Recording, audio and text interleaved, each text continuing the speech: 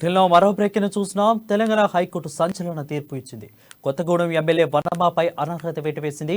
2018 ఎన్నికల్లో తప్పుడు అఫిడవిట్ దాఖలు చేసిన వనమా వెంకటేశ్వరరావు పై హైకోర్టును ఆశ్రయించారు మాజీ ఎమ్మెల్యే జలగం వెంకట్రావు. 2018 నుంచి ఎమ్మెల్యే జలగం వెంకట్రావును పరిగణలోకి తీసుకోవాలని హైకోర్టు సంచలన తీర్పు ఇచ్చింది. వనమా వెంకటేశ్వరరావుకు 5 లక్షల రూపాయల జరిమానా విధించిన హైకోర్టు తక్షణమే అమల్లోకి వస్తుందని హైకోర్టు తెలిపింది. అయితే ఎన్నికల సమయంలో ఈసీకి సమర్పించిన అఫిడవిట్లో కేసుల వివరాలు, ఆస్తుల వివరాలను తప్పుగా చేర్చారని హైకోర్టు నిర్ధారించింది. దీంతో వనమా ఎన్నిక చెల్లదని తీర్పును వెల్లడించింది. 2018 జరిగిన ఎన్నికలో 81,118 ఓటర్ల జాబితాతో వనమా వెంకటేశ్వరరావు గెలిచారు.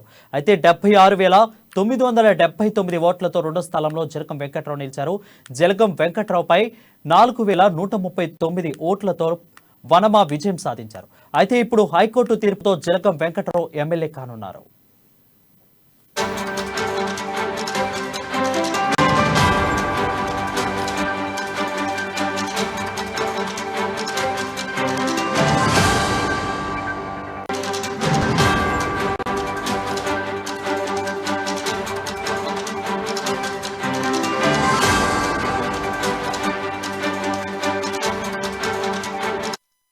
బ్రిటన్లో బ్రేకింగ్ చూసినాం. తెలంగాణ హైకోర్టు సంచలన తీర్పు ఇచ్చింది.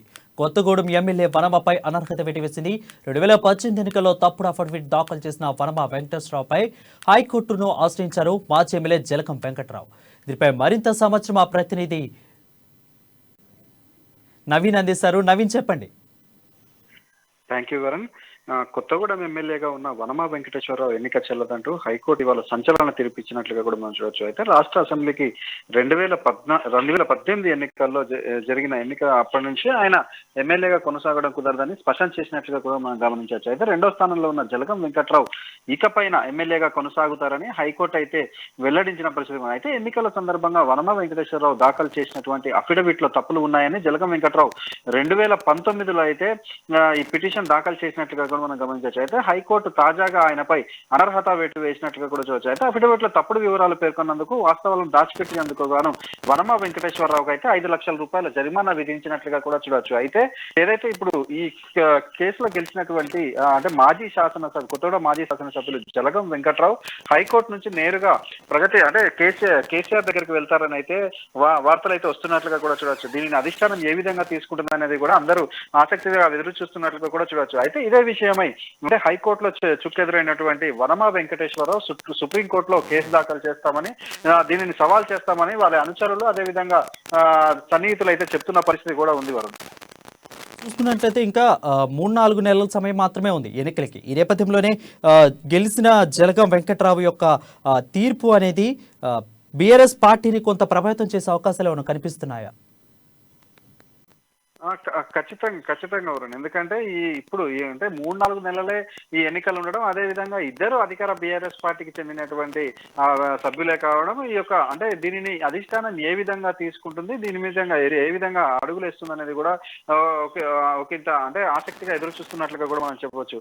ముఖ్యంగా మనం చూసుకుంటే అంటే ఇంకా 3-4 నెలల ఎన్నికలు ఉండడం, అదే విధంగా కొత్తగూడెం నుంచి ఏ అభ్యర్థిని నిలబెడతారని, అంటే ఏదైతే కాంగ్రెస్ పార్టీ నుంచి వచ్చినటువంటి అభ్యర్థులందరికీ కూడా సీట్లు కన్ఫర్మ్ గా ఇస్తారని చెప్పినటువంటి సీఎం కేసీఆర్ మాత్రం కొత్తగూడెం సీట్ పరంగా వచ్చే వరకు దీన్ని హోల్డ్ లో పెట్టినట్టుగా కూడా మనం ఉన్నటువంటి సమాచారం. అంటే వచ్చే ఎన్నికలలో ఎవరు అంటే ఎవరు నిలబెట్టాలని అధిష్టానం తర్జన పడుతుండగా ఇప్పుడు ఈ యొక్క కొత్త చిక్కు వచ్చిపోవడం, ఇటు అధిష్టానం ఎటువంటి నిర్ణయం తీసుకుంటుంది అనేది అంటే వేచి చూడాల్సిన పరిస్థితి కూడా ఉంది. అయితే వచ్చే ఎన్నికలలో అధికార బీఆర్ఎస్ పార్టీకి ఇది ఒక తలనొప్పిగా మారే అవకాశం కూడా ఉంది. ఎందుకంటే ఇటు కొత్తగూడెం నియోజకవర్గం నుంచి మాజీ ఎంపీ పొంగులేటి శ్రీనివాస్ రెడ్డి కాంగ్రెస్ పార్టీలో చేరిన అనంతరం కొత్తగూడెం నుంచి పోటీ చేసే అవకాశం కూడా కనిపిస్తుంది. అంటే ఇటు పొంగులేటి శ్రీనివాస్ రెడ్డిని ఢీకొట్టే అభ్యర్థి ఎవరు ఉంటారు అనే అధిష్టానం అంటే తర్జన భర్జన అవుతున్న సమయంలో ఇటువంటి సంఘటన అధికార బీఆర్ఎస్ పార్టీలో తలెత్తడం అయితే ఇటు బీఆర్ఎస్ పార్టీ నాయకులకు కావచ్చు, కార్యకర్తలకు కావచ్చు అంటే ఆశ్చర్యానికి గురి చేసిందని కూడా చెప్పొచ్చు.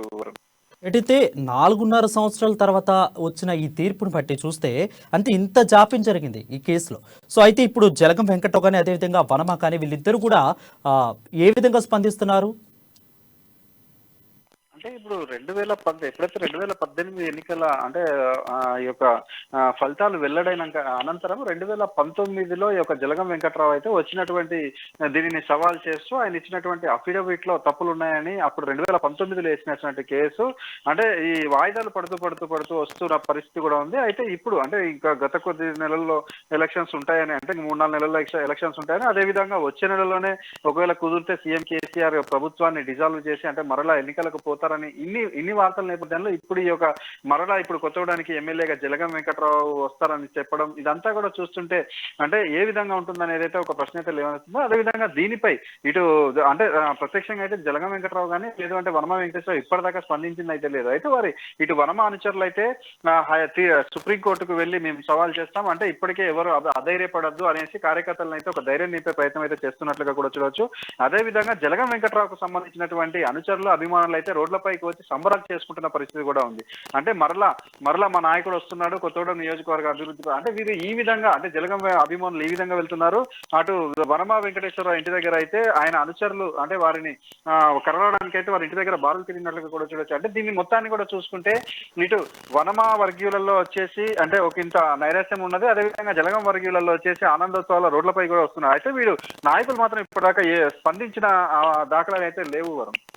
రెడ్డితే నవీన్ చూసుకున్నట్లయితే 75 మందితో బీఆర్ఎస్ అభ్యర్థుల లిస్టు కూడా ఖరారు చేసింది. అయితే ఆగస్టు 3వ వారంలోనే బీఆర్ఎస్ పార్టీ దీన్ని ప్రకటించే అవకాశాలు ఉంటాయి. సో ఇద్దరు అధికార పార్టీ సంబంధించిన వ్యక్తులు ఇద్దరు కూడా అటు వర్మ కానీ ఇటు పక్క చూసుకుంటే జలగం కానీ సో ఇద్దరిలో ఎవరికి ప్రభుత్వం మొగ్గు చూపే అవకాశాలు ఉన్నాయి నెక్స్ట్ ఎలక్షన్స్లో?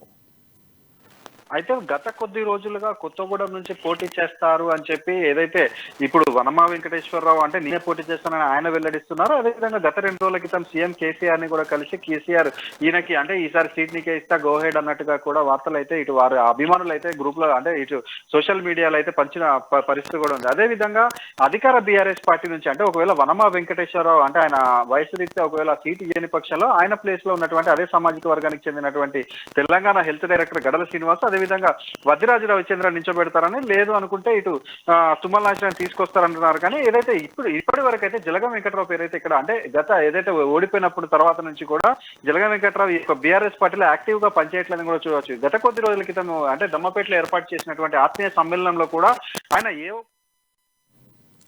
Right, thank you Naveen for the updates.